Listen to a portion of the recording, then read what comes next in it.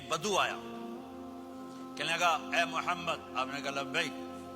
آپ بدتمیزی کے جواب ہمیشہ محبت سے دیتے تھے. آپ نے کہا لبیک. کہنے لگا 3 باتیں سمجھ میں نہیں آتی تمہاری. آپ نے کہا کیا؟ کہ تم کہتے ہو ہم باپ دادے کا دین چھوڑ کر تیرے دین پر آئیں گے، ہم کیوں چھوڑیں گے؟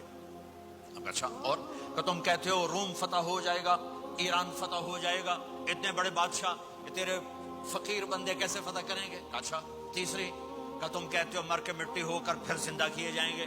کون زندہ ہوا ہے آج تک؟ کوئی بیو دادا ساڈا اٹھی تے قبریں سارے موئے پہ کتھوں آ گئے؟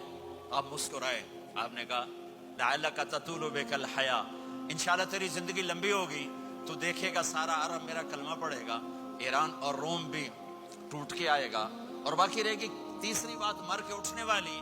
تو اس دن تیرا ہاتھ پکڑ کے تجھے بتاؤں گا. تیسری گل پوری ہوئی کہ نہیں ہوئی؟ وہ کہنے لگا میں نہ مانوں، بڑا کوئی تکڑا ہے. واپس ہی ٹر گیا. جب مکہ فتح ہوا، عرب مسلمان ہو گیا، کہنے لگے ہے غلط ہو گئی. حضرت عمر کے زمانے میں ایران بھی فتح ہو گیا اور روم بھی فتح ہو گیا، کہنے لگے دوئی بھی ہوگی کہ دیں تری ہو ہی نہ جاوے، بھلیا کلمہ پڑھ لے. تو اس نے کلمہ پڑھا اور ہجرت کر کے مدینے آ گیا اور زندگی مدینے گزاری.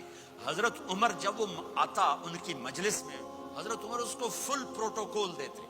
تو صحابہ حیران ہوتے، ایک بدو کے لیے عمر جیسا بندہ پروٹوکول کیوں دیتا ہے؟ تو ایک دن انہوں نے فرمایا میں تمہیں بتاؤں میں سے کیوں پروٹوکول دیتا ہوں.